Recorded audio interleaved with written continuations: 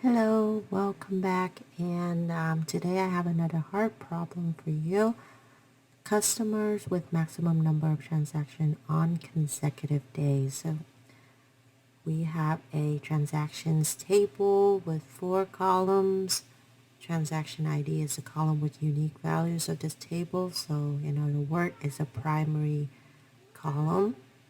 Write a solution to find all customer ID who made the maximum number of transactions on consecutive days.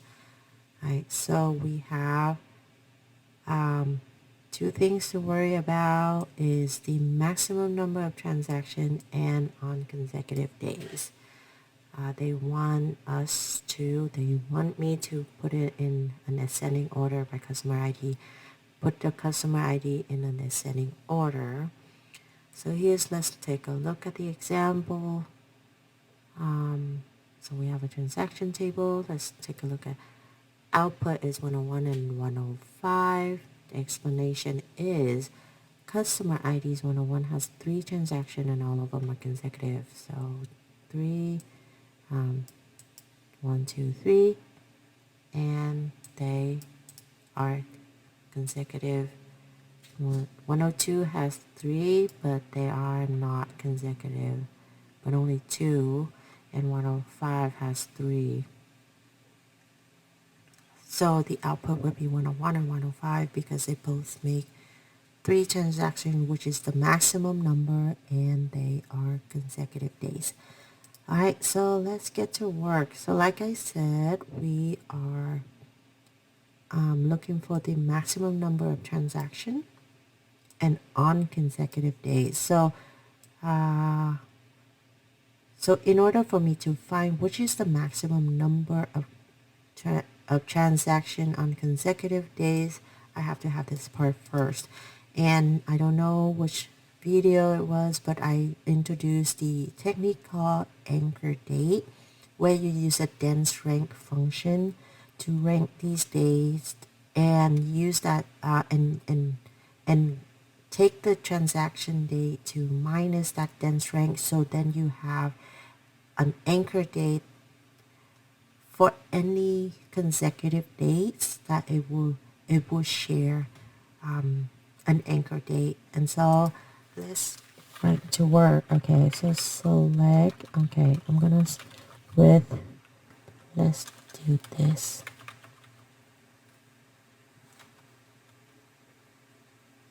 Alright, so now I have the first table ready. Then I need to count the number of transactions. So we got non-transaction, and we have a count. We have to have a group by, and in this case, I'm going to group by the customer IDs first, and then I'm going to group by that anchor date. Write my main query, select. Okay, this seems good, so let's run it.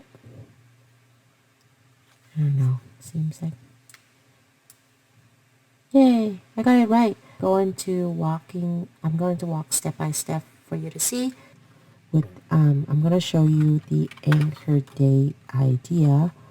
So we're going to select customer ID. I'm just going to do a middle step, but you are going to understand what I'm talking about by using the anchor date technique. So I'm using the transaction day,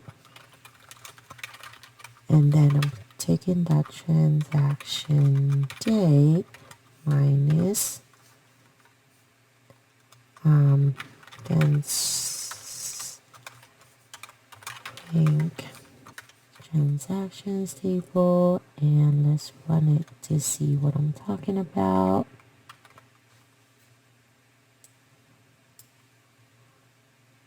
Of course, I'm gonna get wrong answer. Okay, so now my output is customer ID, the date, just for us to see.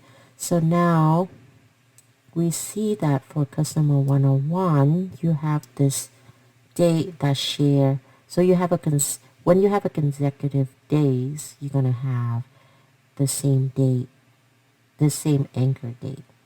You see what I mean? So let's see number 102. So the first date will have one anchor date, and then the second one has the two, has share the same anchor date. See what I mean? Okay, but let's submit this thing. Da da da da da da da. Okay. Thank you for staying until this time, and until next time. Goodbye.